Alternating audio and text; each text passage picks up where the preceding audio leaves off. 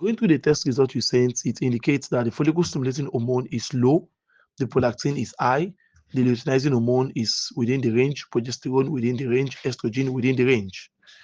So now, what does this high level of prolactin and low level of FSH, what does it indicate? It indicates that there will be difficulty getting pregnant. And what do I mean by this? FSH is meant to stimulate the egg to mature and get released during ovulation. FSH and LH, they work hand in hand to ensure proper maturation and the release of the egg during ovulation. Now, prolactin is the hormone responsible for stimulating milk production. So it is normal for a pregnant woman or a woman that is breastfeeding to have high prolactin. But for someone who is not breastfeeding, who is not pregnant, that has hyperprolactinemia, meaning the person has high level of prolactin hormone, the body will be tricked to think that the person is pregnant. And it's not possible for you to be pregnant and get pregnant again. Please listen to this. You can't be pregnant and get pregnant upon pregnancy.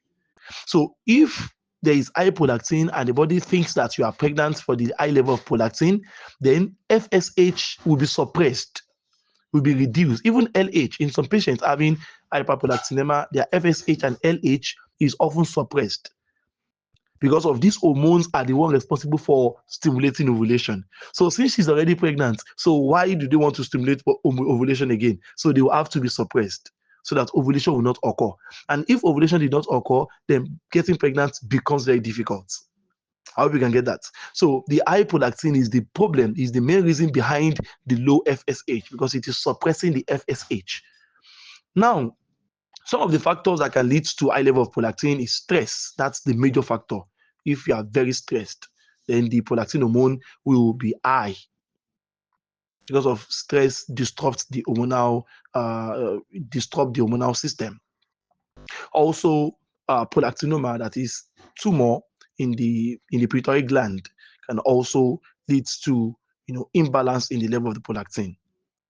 There are some medications, some lifestyle habits that can also affect the level of prolactin hormone. So addressing the prolactin, balancing the prolactin is the main target here. If the prolactin is being balanced, then the FSH will restore its normal level and every other thing will take place normally. So pregnancy will become very normal. But with this, it's not that it is impossible because actually with God, all things are possible. So we can't rule out any condition and say this is impossible because we've seen cases whereby the impossibility becomes possible. But it becomes very difficult for someone with this high prolactin to get pregnant, like I've explained. So that's it.